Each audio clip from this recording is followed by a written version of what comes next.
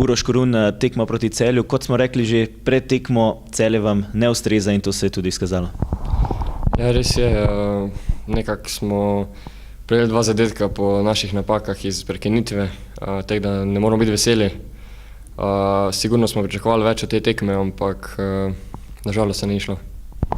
Celje je vaš nekdanji klub, na teh tekmah ste vedno v središču pozornosti, tokrat ste dosegli prvi gol v domžalskem dresu.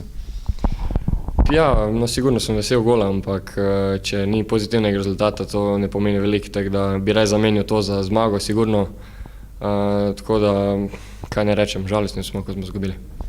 Videli smo pa odprto igro, veliko priložnosti na obeh stranih, na koncu pa so odločile prekinitve. Ja, nekako se nam je ponovil v zadnjih tekmah, na srečo smo v prejšnjih tekmah to zaključili. Zdaj smo imeli dosti situacij, ki bi lahko boljš reagirali tako v napadu kot v obrambi. Oni so imeli tudi nekako par priložnosti, oni so izkoristili. Tako da pač na koncu lahko rečemo, da so zasluženo zmagali, ker so pač dosegli 2 zadetka, mi samo enega. Tako da zdaj se pač pripravljamo, moramo tole prespati in se pripraviti na srednjo tekmo z Mariborom. Pogled na lestvico, Celjani so se sedaj približali na 3 točke, predtem ste imeli malce več manevrskega prostora, sedaj ga ni več. Ja, res je, da bi s to zmago danes bi dosti odskočili od njih, bi imeli dosti veliki for, ampak ni se išlo.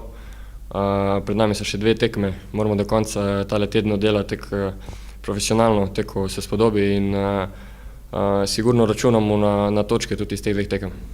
Prihaja Maribor, vodilno moštvo lige, državni prvak, zopet tekma v športnem parku, vidimo, nekako vam ne steče.